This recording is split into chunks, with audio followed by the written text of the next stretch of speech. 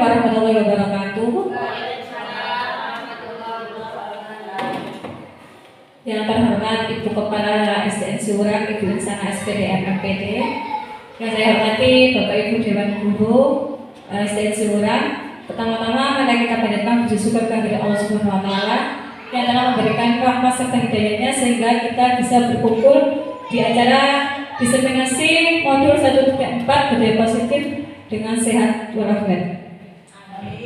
Salawat dan salam semoga tetap diturunkan kepada junjungan kita Nabi besar Muhammad SAW yang telah menuntut kita dari zaman jahiliyah menuju zaman adil Islam, yaitu terang benderang yaitu adil Islam.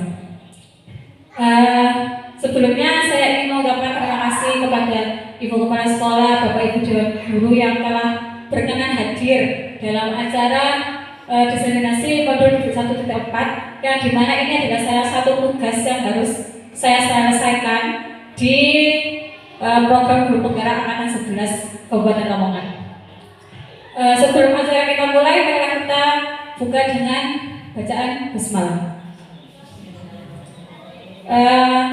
Yang kedua adalah berencana mohon untuk kepala sekolah untuk memberikan sepatah dua kata untuk memulai acara pada pagi hari ini. Kepada berencana kami persilakan.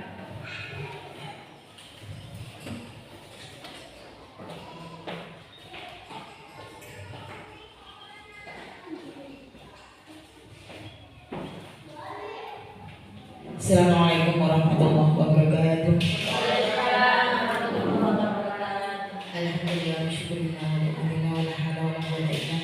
Rabbi shrah li sadri wa yassir li amri wahlul 'uqdatam min lisani yafqahu qawli.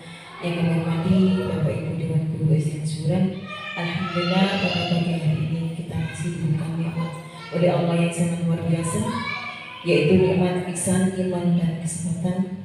Yang kedua, semoga salam serta salam tetap tercurahkan kepada junjungan kita Nabi Muhammad SAW. Yang ketiga, terima kasih kepada Bapak Ibu Dewan Guru yang sudah hadir dalam rangka diseminasi modul 1.4. Bapak Ibu yang kami hormati, saya sangat bersyukur sekali bahwa di antara Bapak Ibu guru saya sudah ada yang mengikuti guru penggerak. Harapan saya semoga dengan adanya satu guru, Bu Frida ini sebagai guru penggerak, nantinya itu mengimbaskan kepada Bapak Ibu guru yang lain, ya. Harapan saya seperti itu. Karena apa? Kalau kita tidak mengikuti zaman, tidak mengikuti apa yang sudah diprogramkan oleh pemerintah, maka kita adalah berjalan di tempat. Saya yakin dan saya optimis walaupun kondisi seperti ini, akan tetapi Allah sudah memberikan rezeki yang sangat luar biasa, yaitu Bu Frida diterima sebagai guru penggerak dan besok Bu Frida juga mengikuti PPG. Alhamdulillahirrahmanirrahim. Kita ucapkan selamat dan sukses kepada Bu Frida, dan semoga apa yang diberikan oleh Allah senantiasa nanti membawa keberkahan khususnya Bu Frida dan umumnya kita semua. Semoga saya berharap dan berdoa, semoga setelah Bu Frida lulus guru penggerak, kemudian lulus PPG, saya berpesan nanti adanya Bu Frida, harapan saya di SDN Surang nanti muncul, maksudnya itu bisa diterapkan di sini. Bisa Bapak Ibu? Bisa diterima? Alhamdulillah. Dari saya mohon maaf. Jadi saya mohon maaf dan terima kasih Bu Frida beserta Bapak Ibu guru yang lain sudah menjadi pioner untuk SDN Surang. Kita berikan aplaus untuk Bapak Ibu kita. Saya akhiri dari saya, mohon maaf. Ihdinas siratal mustaqim. Wassalamualaikum warahmatullahi wabarakatuh.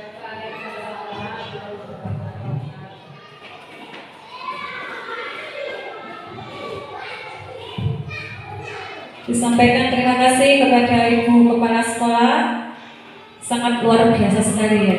Jadi kita harus semangat Bapak Ibu mewujudkan sekolah integral. Setuju ya, sekolah alam, setuju ya. Oke, setuju kalau Ibu juga ya. Ya kita bekerja sama-sama Bu. Saya juga masih butuh bimbingannya panjenengan Bu. Sama juga belajar. Ya, kita sama-sama belajar. Kita berkolaborasi sebenarnya. Oke, langsung saja ke inti dari kegiatan ini adalah diseminasi modul 1.4 Budaya Positif. Jadi kita saya ini juga masih belajar. Jadi saya ini cuma ingin menyampaikan ini sharing kepada Bapak Ibu terkait dengan materi apa saja yang saya dapatkan satu setengah bulan ini mengikuti guru penggerak gitu ya. Jadi saya di sini bukan sok pintar, bukan paling pintar, tidak. Jadi kita saling sharing dengan materi yang saya terima cuma sedikit ini bisa saya bagikan kepada panjenengan semuanya. Gitu.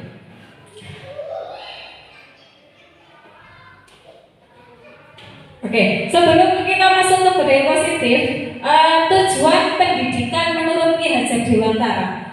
Menurut KHD, tujuan pendidikan adalah menuntut segala kodrat yang ada pada anak-anak agar mereka dapat mencapai keselamatan dan kebahagiaan yang setinggi-tingginya baik sebagai manusia maupun sebagai anggota masyarakat. Jadi yang ditekankan di tujuan pendidikan menurut KHD itu adalah menuntut. Menurut Bapak Ibu, menuntut itu apa toh Bu? Pak? Menuntut, kata menuntut itu apa? Menginginkan, Apa Bu?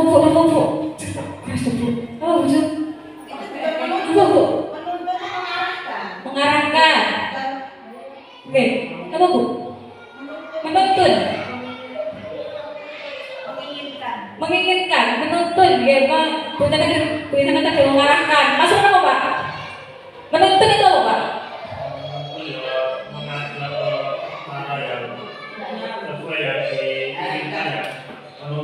Ya, benar sekali. Jadi menuntut itu kita tugasnya hanya mengarahkan. Kita tidak boleh memaksa anak untuk bisa ini, bisa itu, tidak. Kita hanya bisa untuk menuntut, mengarahkan anak untuk menjadi apa potensi dan bakatnya sesuai dengan kodrat alam dan kodrat zaman yang dimiliki oleh peserta didik.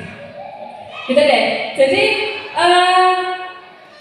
seorang pendidik itu hanya dapat menuntut tumbuh dan dengan kekuatan kodrat yang ada pada anak-anak agar dapat memperbaiki lakunya dan hidup dan tumbuh sesuai dengan kodrat anaknya. Jadi tugas kita itu hanya menuntut ke arah yang lebih baik, gitu ya, sesuai dengan kodrat dan kodrat alam dan kodrat zamannya anaknya. Kemudian budaya positif. Budaya positif di sekolah yaitu nilai dan kebiasaan di sekolah yang berpihak pada murid agar mereka dapat berkembang menjadi pribadi yang kritis, penuh hormat dan bertanggung jawab sesuai dengan profil pelajar Pancasila. Jadi tujuan pendidikan juga itu harus sesuai dengan profil pelajar Pancasila yang ada 6 dimensi itu yang kemarin sudah. Nah, itu sesuai dengan budaya positif. Jadi bagaimana cara kita untuk menjadikan anak memiliki karakter profil pada Pancasila itu dengan cara melakukan budaya positif yang ada di sekolah kita. Nah, di sini ada 7 dimensi atau konsep dari budaya positif yang akan kita bersama-sama belajar bersama-sama di sini. Yang pertama adalah perubahan paradigma belajar, kemudian disiplin positif, yang ketiga adalah kebutuhan dasar manusia, kemudian yang keempat motivasi perilaku manusia, yang keempat adalah restitusi atau posisi kontrol guru, yang keenam adalah keyakinan kelas, dan yang terakhir adalah segitiga restitusi. Nah, perubahan paradigma belajar dalam membangun budaya positif sekolah dapat menyediakan lingkungan yang positif, aman, dan nyaman agar siswa mampu berpikir, bertindak, dan mencipta dengan merdeka, mandiri, dan bertanggung jawab. Kemudian disiplin sangat berkaitan dengan kontrol guru terhadap murid. Jadi perubahan paradigma belajar ini itu bagaimana cara kita membangun budaya positif di lingkungan sekolah agar tercipta lingkungan yang aman. Jadi anak-anak kalau berangkat sekolah itu aku mau sekolah, gurunya ngengit. Nah, itu adalah paradigma lama. Nah, sekarang kita rubah paradigma belajar yang baru. Jadi anak-anak berangkat sekolah itu dengan senang, dengan bahagia, dengan senyum yang manis. Nah, itu bagaimana caranya? Kita harus menciptakan budaya positif di lingkungan sekolah kita. Gitu ya. Jadi nanti kita bisa budaya positif itu bisa tercipta karena kita saling berkolaborasi, bukan hanya satu saja. Oh nggak boleh sana saja, bukan berbeda saja, tapi saling keterkaitan antara warga masyarakat di lembaga. Oke. Nah, Anda dan teman Anda dapat. Kemudian disiplin sangat berkaitan dengan kontrol guru terhadap siswa. Anda dan teman Anda akan melakukan permainan cobalah buka.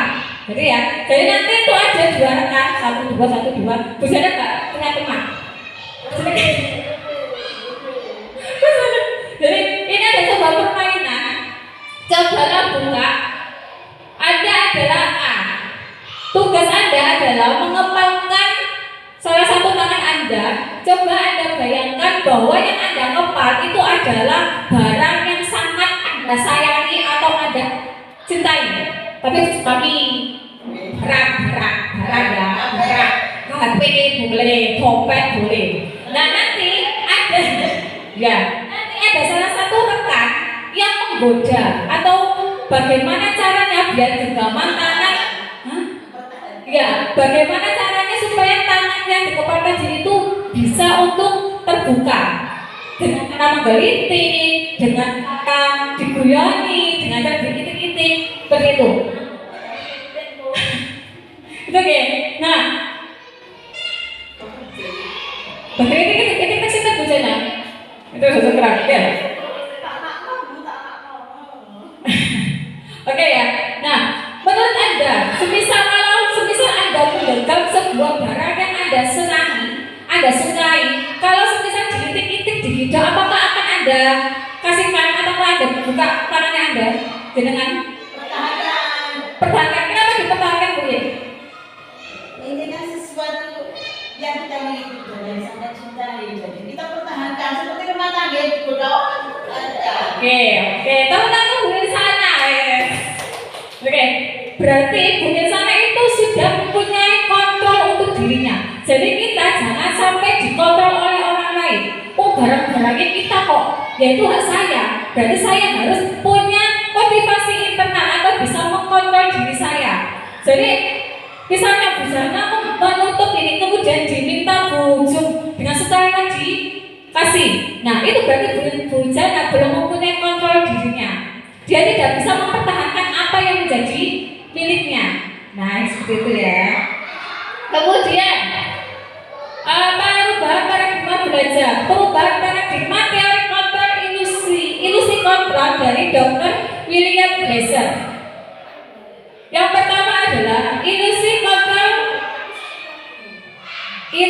guru mengontrol murid. Yang kedua adalah ilusi bahwa semua kekuatan positif efektif dan bermanfaat.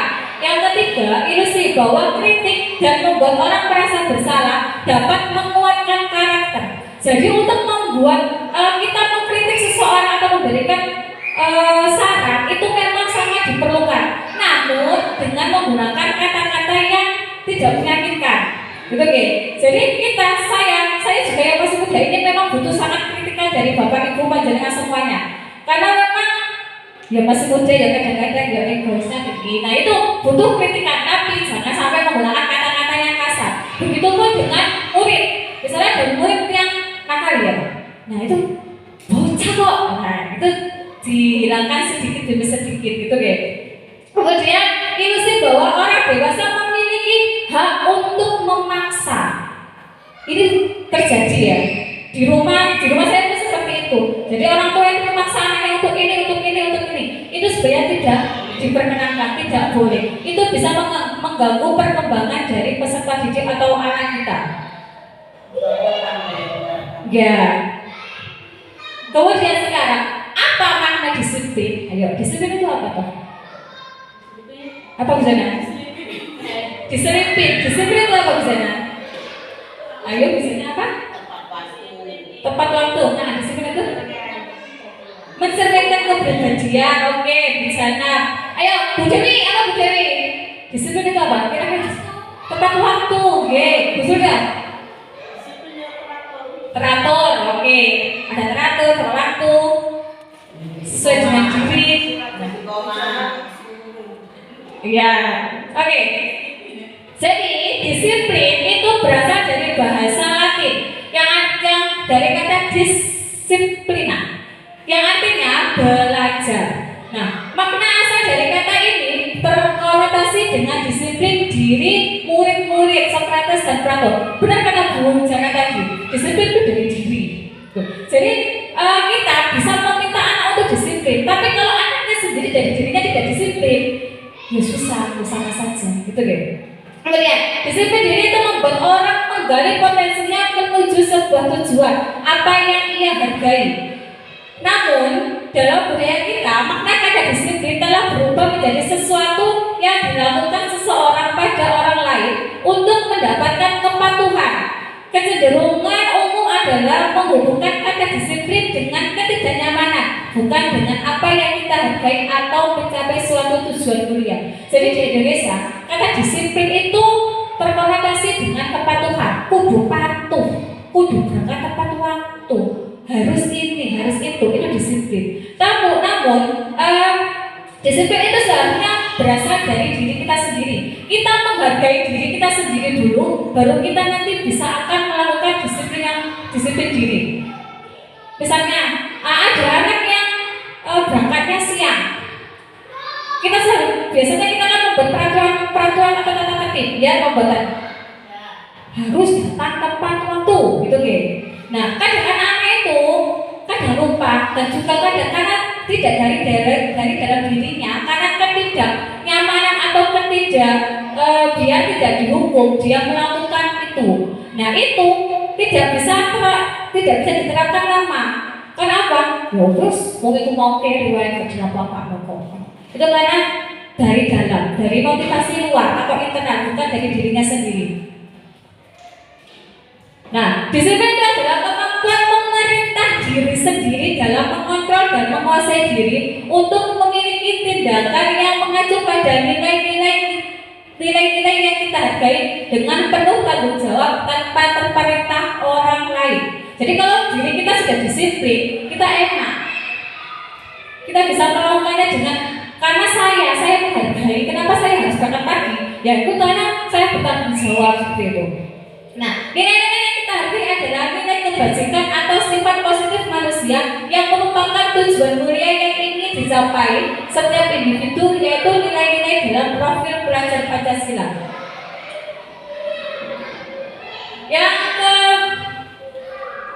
Yang ketiga adalah kebutuhan dasar manusia. Ada love ya. Di sini kebutuhan dasar setiap orang itu berbeda. Nilai yang harus berusaha memahami pandangan orang lain tentang dunia. Setiap orang memiliki gambaran yang berbeda. Jadi ada 5 dasar kebutuhan manusia. Yang pertama adalah survival. Survival itu adalah bertahan hidup. Jadi manusia itu pasti memiliki kebutuhan boten sandang primer apa itu boten nggih. Jadi kebutuhan dasar itu berbeda. Pada sekunder, primer, tersier, boten. Jadi kebutuhan yang pertama adalah survival. Survival itu apa? Bertahan hidup. Jadi manusia itu pasti mempunyai rasa untuk bertahan hidup. Dengan cara apa? Kadang bertahan itu untuk tidak kelaparan, untuk tidak bertahan hidup gitu kayak begitu. Ya, itu Bu, itu kan kebutuhan dasar manusia, Bu. Ya, itu pakai bahasa Arab itu. Kemudian yang kedua adalah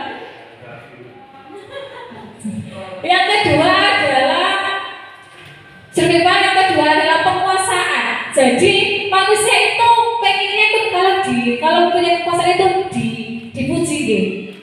Mempunyai rasa anak itu loh pintar. Nah, itu butuh pada anak-anak itu memang butuh pujian.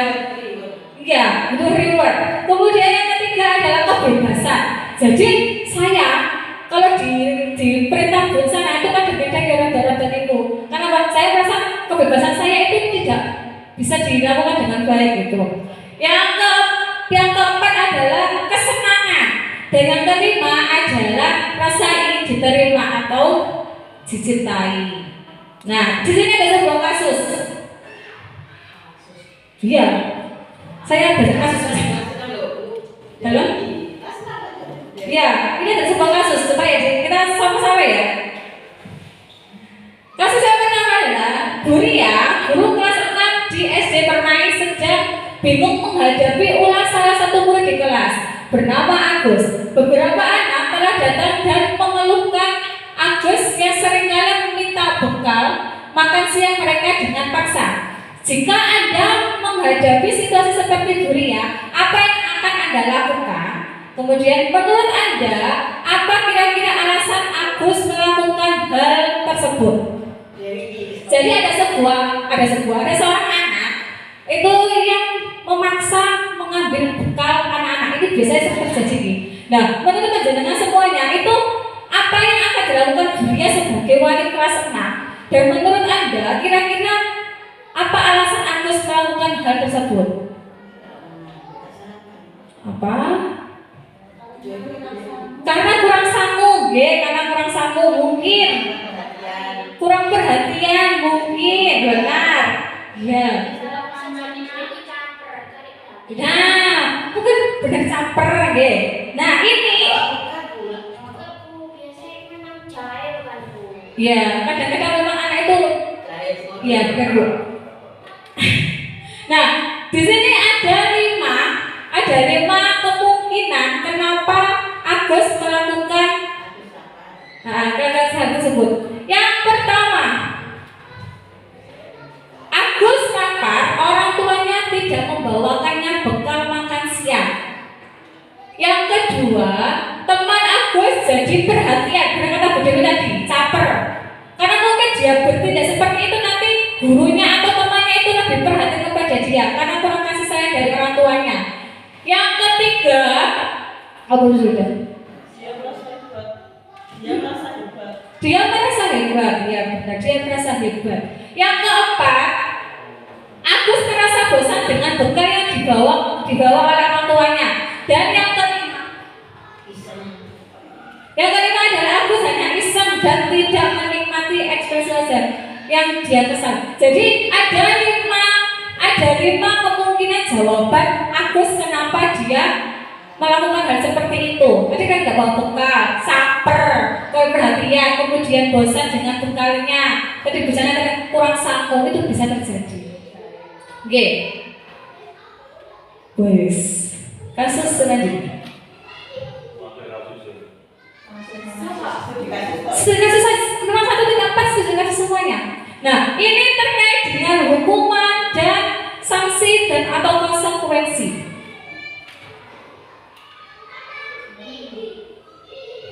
Nah, Iva kurang menguasai pelajaran matematika sehingga pada saat pelajaran tersebut berlangsung, dia lebih sering banyak terdiam diri atau menggambar di buku pelajaran. Ini sering sekali terjadi di kelas saya. Kemudian pada saat guru matematikanya Pak Seno menanyakan pertanyaan, Iva menjadi gugup dan tak sengaja menjatuhkan tasnya dari kursi serta tiba-tiba menjadi gagap pada saat menjawab. Nah, dari kasus ini, apakah Anda setuju dengan tindakan Pak Seno terhadap Iva? Ayo. Ya. Tidak. Kenapa Bu Joko tidak?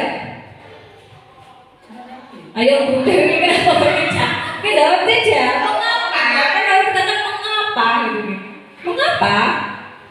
Karena yang pertama, kita itu tidak boleh mempermalukan anak ya di depan teman-temannya. Tidak boleh mempermalukan anak di depan teman-temannya, dan Pak Seno tidak boleh berbuat kasar terhadap anak. Kita harus dengan cara yang lebih halus lagi. Oke, itu jawabannya bisa. Terus yang kedua, menurut Anda tindakan Pak Seno terhadap Iva adalah sebuah hukuman atau konsekuensi? Hukuman atau konsekuensi? Ayo, hukuman atau konsekuensi? Konsekuensi. Konsekuensi? Oke, konsekuensi. Mengapa konsekuensi? Yaitu menurut kan biasanya katanya yang kemarin itu di kelas harus ada kesepakatan. Kalau ada kesepakatan yang itu yang harus dilaksanakan dalam melakukan sesuatu di kelas itu. Oke, Bu Jul, terima kasih. Nah, di sini adalah ada perbedaan antara hukuman dan konsekuensi. Oke. Nah, jadi hukuman itu adalah apa, Bu? Hukuman itu apa ya? Misalnya anak berbuat salah, hukuman itu hanya terjadi satu arah. Misal anak berbuat salah, terus kita tiba-tiba langsung, misalnya anak tidak mengerjakan PR, kamu berdiri di depan kelas, itu salah satu adalah contoh hukuman. Nah, anak itu tidak tahu apa nanti saya dapat hukuman apa tuh. Meskipun kadang-kadang saya melakukan seperti itu, tapi tidak saya lakukan. Nah, itu merupakan salah satu hukuman. Nah, sedangkan untuk konsekuensi, benar kata Bu Jul tadi, konsekuensi itu kesepakatan. Kita sudah membuat kesepakatan dengan anak-anak. Kemudian apa kalau semisal sampai tidak mengerjakan PR, apa yang akan dilakukan? Nah, anak-anak itu kalau sudah melakukan konsekuensi, berarti dia harus melaksanakan konsekuensi yang harus dilakukan, betul ya? Nah, ini adalah contoh konsekuensi dan juga hukuman, perbedaan konsekuensi dan hukuman. Lanjut. Oke. Yang keempat adalah semua perilaku manusia itu memiliki tujuan. Teori motivasi perilaku manusia. Nah, di sini ada motivasi eksternal dan juga motivasi internal. Kalau motivasi eksternal itu yang pertama untuk menghindari ketidaknyamanan atau hukuman apa yang akan terjadi apabila saya tidak melakukannya. Jadi dia melakukan atau melaksanakan kegiatan itu karena takut untuk dihukum. Nah, itu merupakan salah satu motivasi eksternal. Kemudian yang kedua, untuk mendapatkan imbalan untuk mendapatkan imbalan dari orang lain, apa yang akan saya dapatkan apabila saya melakukannya. Nah, kadang-kadang saya dulu itu memang melakukan reward dan punishment. Jadi anak-anak saya kasih, kalau sudah saya melakukan hal baik kita kasih bintang, dan yang tidak melakukan hal baik itu tak kasih punishment atau hukuman. Nah, sebenarnya itu merupakan salah satu hal yang di motivasi keempat itu diminta untuk dikurangi. Karena apa? Nah, anak-anak nanti ya kalau semisal kita selalu kasih penghargaan, kasih imbalan, kasih hadiah, itu nanti terdapat motivasi eksternal, tidak dari dirinya sendiri. Semisal kalau sudah diajar Bu Vida dikasih hadiah, kemudian diajar Pak Sukron, tidak dikasih hadiah kayak Bu Vida. Nah, itu berarti dia mengerjakan sesuatu karena motivasi eksternal, karena ingin mendapatkan hadiah. Iya, betul benar. Yang ketiga adalah untuk menghargai diri sendiri. Tuh, saya akan menjadi orang yang seperti apa bila saya melakukannya. Nah, ini termasuk motivasi internal. Jadi saya menghargai diri sendiri. Saya mengikuti grup penggerak karena saya pengen belajar. Nah, itu karena motivasi internal saya sendiri. Tidak ada motivasi eksternal. Kok jadi ini tidak ada. Jadi saya anak-anak juga seperti itu. Kita akan bagaimana caranya supaya kita menumbuhkan motivasi internal dari peserta didik, supaya kamu ngejar ini kok gak cukup, aku nanti ini biar dapat hadiah dari bujana, itu kita sedikit kurangi, meskipun ya susah kadang-kadang. Jadi kita coba untuk menumbuhkan motivasi internal dari peserta didik untuk menghargai dirinya sendiri. Nah, mari berlatih hukuman atau konsekuensi. Bu Julda yang pertama, kira-kira itu konsekuensi atau hukuman? Ya.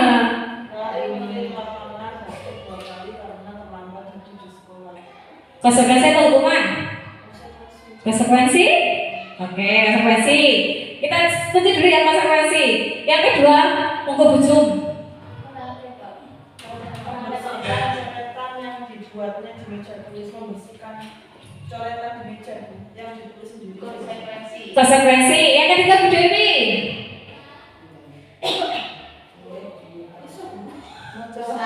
Murid tidak besar. Murid 15 kali. Murid diminta untuk pull up 15 kali. Hukuman. Yang ke Revin, oh word. Berikan kertas tugas teman yang telah dicoret-coret konsekuensi. Konsekuensi. Mas bagus ya Pak. Semua di lapangan basket nomor 12 yang karena melakukan hukuman. Hukuman. Oh bisa ada hukuman ya Pak Supran. Oh Pak. Konsekuensi. Konsekuensi. Bisa yang terakhir. Berdiri di depan kelas. Berdiri di depan kelas sambil mengatakan Hukuman. Oke, hukuman. Oke, kita lihat ya. Kita jawabannya benar atau salah. Oke. Ayo. Masih udah apa? Konsekuensi. Ya. Bujana benar konsekuensi hukuman. Bujana benar hukuman. Pasukran ini. Oh. Pasukran. Kau ya gak apa-apa, Bu, gak apa-apa. ya itu dia. Oh, gak ada hadiahnya, gak ada gaya ini apa? Oke, selanjutnya adalah posisi kontrol guru. Ini saya sangat senang dengan topik ini. Jadi ada 5 posisi kontrol guru untuk kita semua. Yang pertama adalah penghukum, kedua adalah pembuat rasa bersalah, yang ketiga adalah teman, yang keempat pemantau, dan yang kelima adalah manajer. Apa tuh? Dalam? Ribon? Diulangi yang mana ini? Oke. Penghukum, ada pembuat rasa bersalah, teman, pemantau, dan juga manajer. Ada 5 posisi kontrol guru. Oke. Posisi kontrol guru. Pernyataan-pernyataan siapa yang mengatakannya? Jadi yang pertama adalah saya kecewa sekali dengan kamu. Kamu tidak pernah benar melakukannya. Ayolah lakukan. Gitu. Kemudian, apakah kamu mau mendapatkan bintang hari ini? Bagaimana kamu ini biasanya dilakukan di kelas-kelas yang melakukan itu reward dan punishment. Nah, kata-kata yang pertama, saya kecewa sekali dengan kamu, itu membuat rasa bersalah. Jadi anak-anak itu kita sudah sama dikina, nah itu. Kalau seperti itu merupakan rasa bersalah. Anak-anak itu akan merasa sangat bersalah. Aku mau kenapa kau melakukan kesalahan seperti itu, gitu. Kemudian yang kedua, kamu tidak benar-benar melakukannya. Itu adalah penghukum. Jadi kita sebelum tahu itu langsung dijudge. Sampai tidak tahu benar, sampai ini mesti kiri. Nah, itu adalah penghukum. Terus yang ketiga, ayolah lakukan demi ibu dan bapak. Ini teman. Gitu. Kemudian yang keempat, pemantau itu adalah apakah kamu mau mendapatkan stiker bintang hari ini? Itu adalah pemantau. Biasanya kalau pemantau ini itu sudah ada kesepakatan kelas yang dibuat. Kemudian yang manajer, bagaimana kamu bisa menyelesaikan masalah ini? Itu manajer. Dan yang terakhir adalah kamu selalu yang paling terakhir. Itu adalah penghukum. Kita kan tidak boleh seperti itu, gitu. Jadi semua anak-anak punya potensi dan bakatnya masing-masing, gitu. Nah, kasus yang pertama. Ayo, boleh. Sebelum kasus kita SBK dulu, Bu. Aku kok ingat dari itu. Berdiri dulu dong. Nyanyi apa, Bu? Jangan nyanyi. Nyanyi apa? Astagfirullah.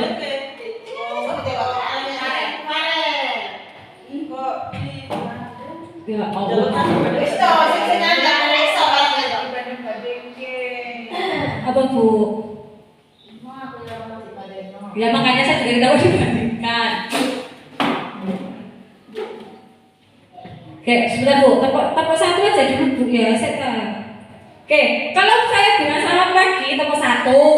Kalau selamat siang, tepuk 2. Selamat sore, tepuk 3. Selamat malam. Ya, biasanya gitu ya, gitu ya. Biasanya buat loh ya, bagi saya. Oke. Ya, benar-benar ya. Oke, yang mana yang konsentrasi?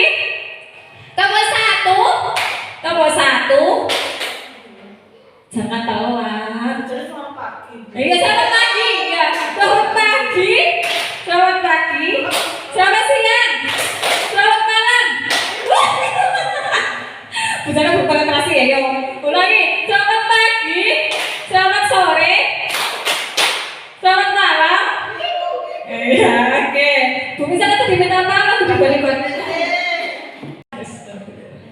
Kita udah Pak Supran kok punya.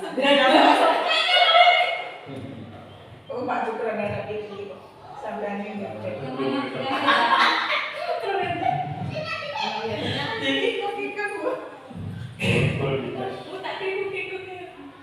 Oke, kita lebih dahulu. Biasanya pengen joget. Wah, joget tapi ya Bu. Ya, saya joget Ya biasa. memang begitu Bu. Ya relax. Biar tidak tegang. Lewati. Bacaan apa nih ya? Nyanyi yang pasangan misalnya. Hari itu.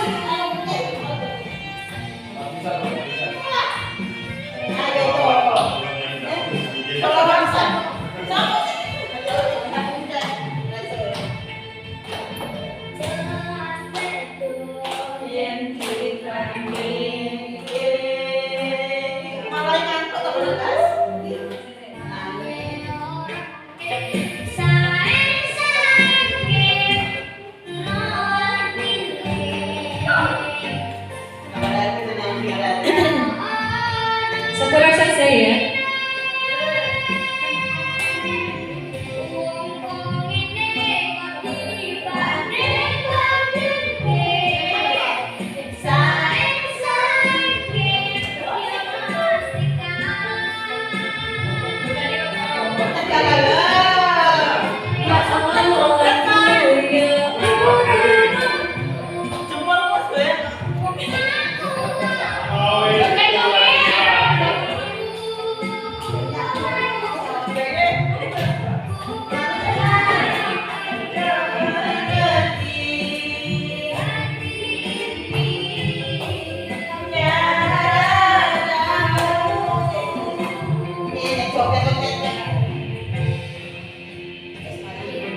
Oke, Bapak Gurin sudah.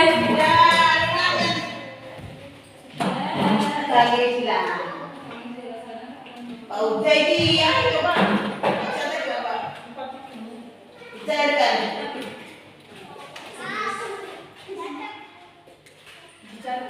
Bicarakan. Oke, kita kembali lagi ya sudah berjoget dengan Bu Insana tadi. Kasus yang pertama. Pada hari Senin, Pak Harun tidak masuk sekolah. Pak Harun merupakan guru matematika. Saat itu Bu Wati menggantikan Pak Harun. Bu Wati baru 1 tahun menjadi guru SMP. Beberapa murid perempuan Vivi dan Natali mengetahui hal itu. Ini Ocon baca dari sini ya. Bagaimana? Di Vivi dan Natali mengetahui hal itu dan mulai menggunakan kesempatan dan bersikap seenaknya, tertawa dan tidak mengindahkan kehadiran Bu Wati.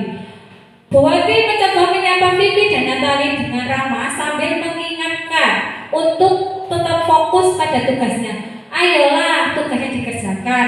Nanti ibu ditanya bapak kepala sekolah kalau kalian tidak mengerjakan tugas. Tolong bantu ibu ya. Namun Vivi dan Natali malah jadi tertawa.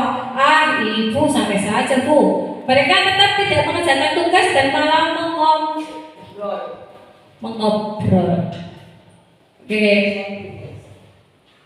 Oke, malah mengobrol. Nah, menurut Bapak Ibu, ini merupakan termasuk kontrol apa?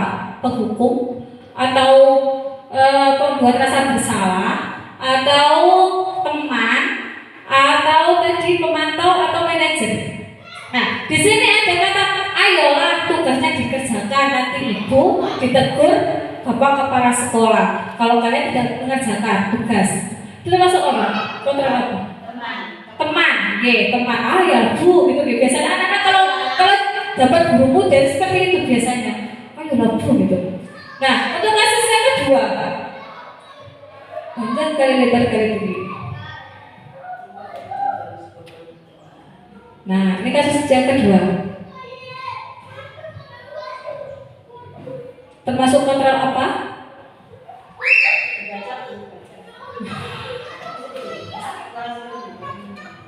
Biasanya mau membantu.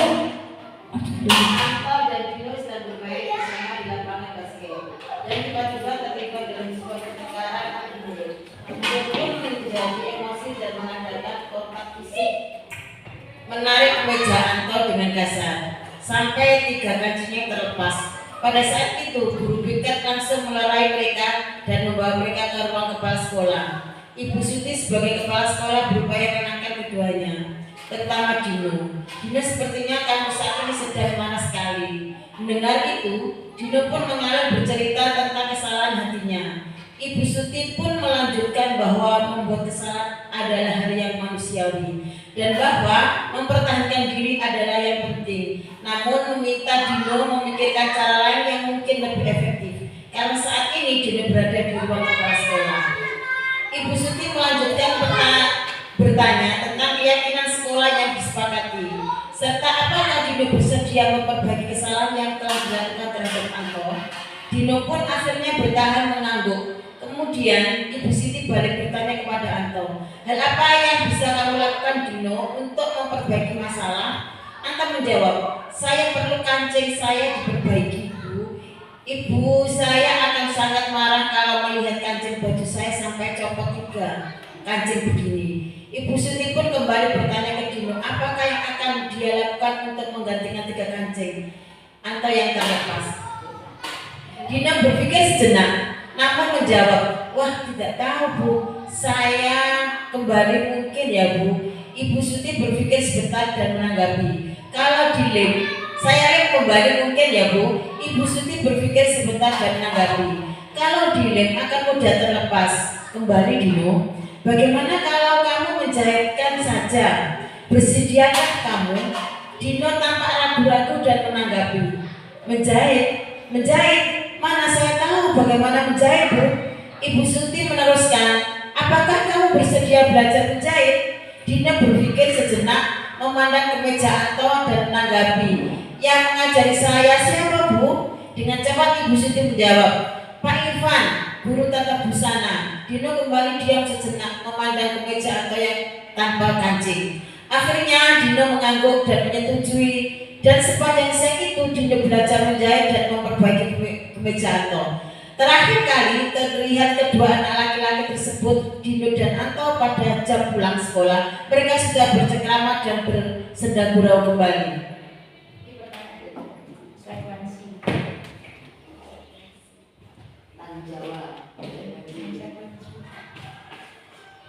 Oke, dari soal atau kasus 2 yang sudah dibacakan di sana itu termasuk kontrol apa Bu? Bukan kontrol konsekuensi. Iya, manajer. Kenapa kok manajer bisa? Kan memperhatikan dulu. Iya. Perhatikan dulu, setelah itu kan dibawa ke ruang kepala sekolah. Kenapa? Karena beliau nanti yang bijak untuk memberikan pemahaman pada kedua anak tersebut. Oke, terus. Jadi dari kasus Dino dan temannya tadi itu merupakan termasuk kontrol sebagai manajer. Jadi Bapak Harun tidak langsung menjudge atau menghukum, tapi ditanya dulu apa yang terjadi. Kemudian temannya tadi, muridnya tadi itu diberikan tuntunan untuk dapat menyelesaikan masalah yang telah dihadapinya. Jadi ada 5 posisi kontrol guru di Bapak Ibu. Yang keenam adalah keyakinan kelas. Nah, keyakinan kelas adalah nilai-nilai kebajikan atau prinsip-prinsip bernegara yang disepakati bersama secara universal, lepas dari perbedaan agama, suku, negara, dan bahasa. Menurut dosen 1998, Suatu keyakinan akan lebih memotivasi seseorang dari dalam atau intrinsik. Seseorang akan lebih bersemangat untuk menjalankan keyakinannya daripada hanya sekedar mengikuti peraturan. Jadi kalau peraturan itu biasanya kan menggunakan kata-kata yang negatif. Dilarang membuang sampah sembarangan, dilarang bertengkar dengan teman. Namun itu merupakan kita ubah menjadi sebuah keyakinan kelas. Nah, keyakinan kelas itu menggunakan kata-kata atau kalimat yang bersifat positif. Jadi mereka itu akan yakin, mereka akan melakukannya itu karena yakin bahwa yang saya lakukan itu benar. Kalau peraturan kan karena terpaksa, sudah ada yang ditulis, di print, ditempel, no, ya itu aturannya. Nah, mereka pasti akan melakukannya dengan karena motivasi eksternalnya saja. Tapi kalau keyakinan kelas itu dari dalam dirinya sendiri. Nah, di sini kalau peraturan kelas itu akan hanya di lingkup sini saja. Tapi kalau sudah keyakinan kelas itu sudah lebih global. Nah, saya kalau lingkungan positif, kalau kita sudah melakukan keyakinan kelas, setiap kelas sudah punya keyakinan kelas masing-masing, dan anak-anak itu sudah melakukannya dengan baik, maka akan tercipta lingkungan yang positif juga. Nah, kalau kelasnya sudah baik, setiap sekolahnya juga punya keyakinan kelas, maka akan tercipta budaya positif di mana itu bisa menjadi pembiasaan yang baik dilakukan di lembaga kita. Nanti akan tercipta lingkungan yang aman, nyaman, kondusif. Jadi anak-anak kalau sekolah itu senang dengan rapi, dengan senyum, tidak dengan berundel gitu. Nah, ini contoh peraturan dan juga keyakinan kelas atau nilai kebajikan yang ingin dituju.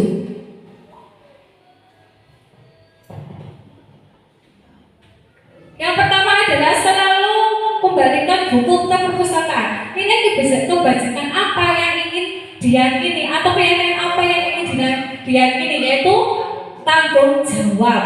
Misal, dilarang membuang sampah sembarangan. Itu nilai kebajikan apa? Kita bisa ubah menjadi jagalah kebersihan. Kalau nilai kebersihan itu kan sudah memakai masker, cuci tangan, nyapu, piket dan sebagainya. Jadi kita tidak menggunakan kalimat-kalimat yang negatif. Kita ubah menjadi kalimat yang positif. Nilai kebajikan apa yang akan diyakini oleh anak? Ya, jadi kalau misalnya keselamatan. Kalau keselamatan berarti kan tidak boleh bertengkar dengan teman. Kemudian tidak boleh mengganggu teman. Nah gitu. Jadi kita nilai kebajikannya apa, nanti akan mencakup seluruhnya. Jadi tidak usah ditulis, tidak boleh bertengkar, tidak boleh menjadi teman, tidak boleh saling menyalahkan. Gitu. Oke. Nah, keyakinan kelas itu bersifat lebih abstrak daripada peraturan yang lebih rinci dan konkret. Nah, keyakinan kelas itu berupa pernyataan universal, pernyataan yang positif, bersifat positif. Kemudian pernyataan keyakinan kelas dibuat dalam bentuk positif. Keyakinan kelas sebenarnya tidak terlalu banyak, jadi gak usah terlalu banyak, Bu. 5 saja kalau sudah dilakukan itu sudah luar biasa. Biasanya kalau kita tertib itu sampai 10 sampai 20, anak katanya lupa, Bu, gitu. Jadi sedikit yang penting bermakna untuk anak. Kemudian keyakinan kelas sebagai sesuatu yang dapat diterapkan di lingkungan tersebut. Jadi semua warga kelas ikut berkontribusi dalam pembuatan keyakinan kelas lewat kegiatan curah pendapat. Dan yang terakhir bersedia meninjau kembali keyakinan kelas dari waktu ke waktu. Jadi keyakinan kelas itu tidak hanya dibuat oleh gurunya saja, tapi kita libatkan peserta didik. Peserta didik maunya bagaimana? Kita tampung semua pendapatnya. Kemudian nanti kita akan mana yang bisa kita laksanakan dan mana yang tidak kita bisa laksanakan. Nah, ini adalah salah satu contoh keyakinan kelas yang sudah saya buat.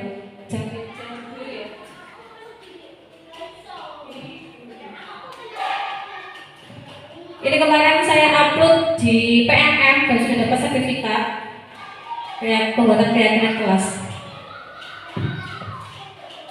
Jadi nanti kalau semisal mau berpindah, ayo kita buat keyakinan kelas, monggo saya bisa untuk membantu, kita berkolaborasi bersama. Udah jelas foto nih.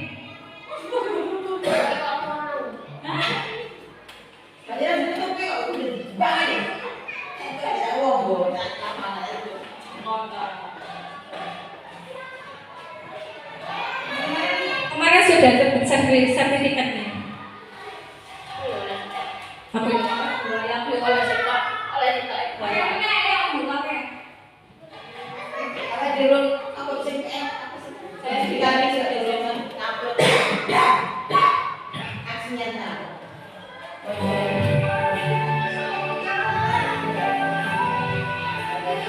Nah ini ada latar belakangnya.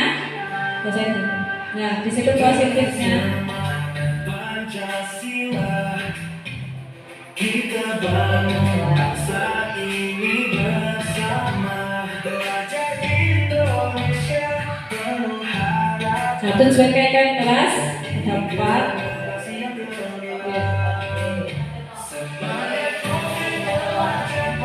Nah ini kalau untuk keberhasilannya.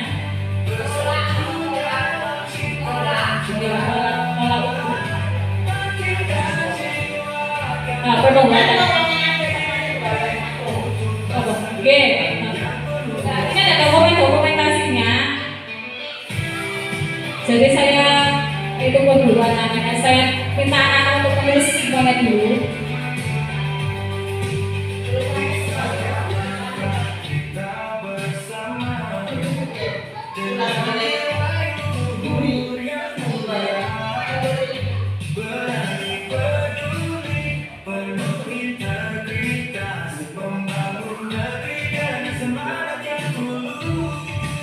Nah ini ada umur balik dari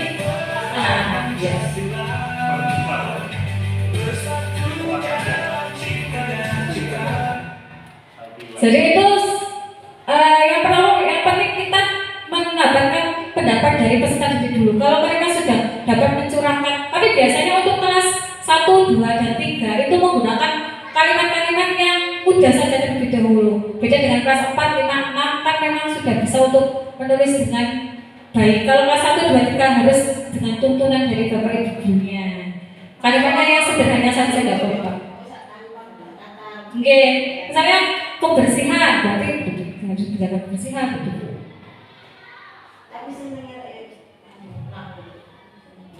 Oke, materi yang terakhir.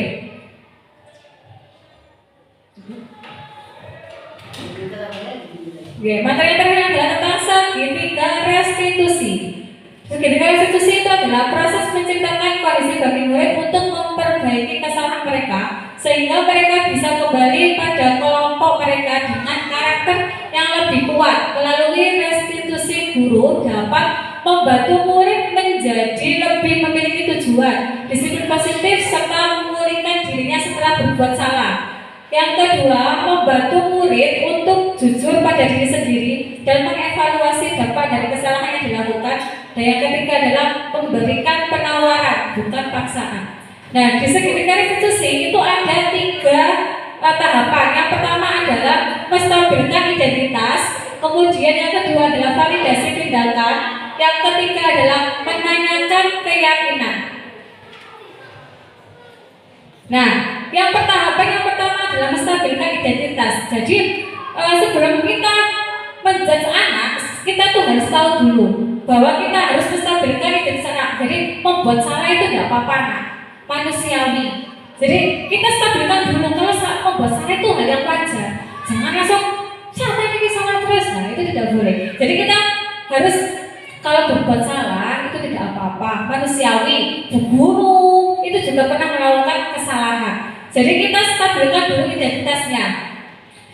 Tahapan yang kedua itu adalah validasi tindakan yang salah.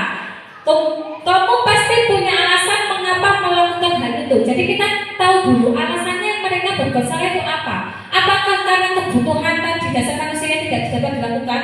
Misalnya dia tidak bawa bekal, mungkin di rumah orang tuanya tidak masak, dia belum sarapan, makanya kebutuhan survival hidupnya itu belum terpenuhi. Atau di rumah itu belum dapat kasih sayang orang tuanya, makanya di sekolah itu rese terus, ganggu temannya terus, cari perhatian. Jadi kita cari tahu alasan terlebih dahulu mengapa mereka melakukan kesalahan tersebut.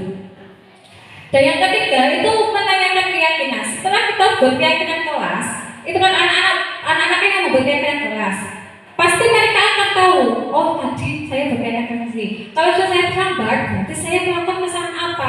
Keyakinan kelas apa yang belum saya lakukan? Dan mereka nanti akan mencari solusi dari permasalahan tersebut. Jadi kita tidak perlu memaksa anak tersebut. Jadi mereka nanti akan, Bu nanti saya akan melakukan ini, Bu nanti saya tidak akan istirahat sebesar dia terlambat 15 menit. Saya tidak akan istirahat 15 menit. Gitu. Nah ini contoh tugas saya juga, demonstrasi kontekstual.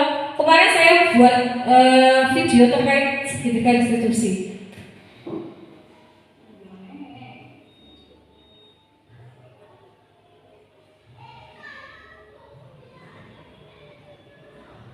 Jadi bisa dilihat di YouTube saya ya.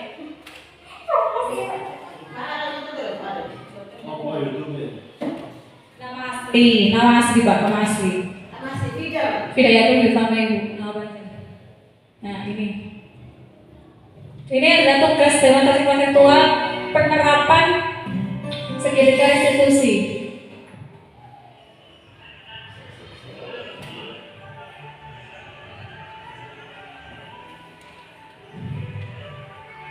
Nah ini PP saya dan Pak Fasil saya, Pak Fasil saya.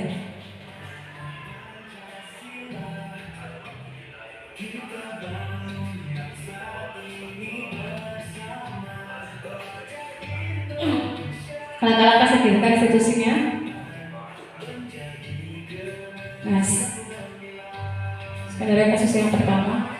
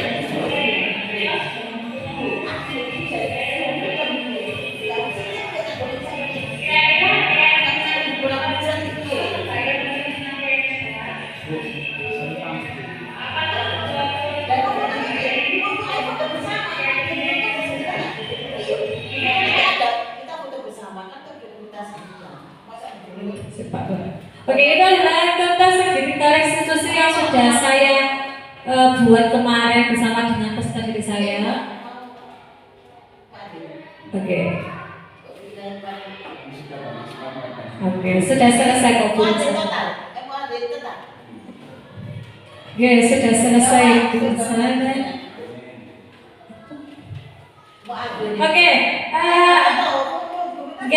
sudah. Oke, ada yang mau ditanyakan? Sebenarnya banyak tapi teman-temannya sudah. Ya, oke. Kita buat lagi selanjutnya bukan sana gitu. Oke, terima kasih dari saya. Mohon maaf kalau ada salah kata, salah perbuatan. Nanti kalau semisal ada sesuatu hal yang ingin ditanyakan, silakan kita buka sesi selanjutnya. Kemudian dari saya akhiri. Assalamualaikum warahmatullahi wabarakatuh.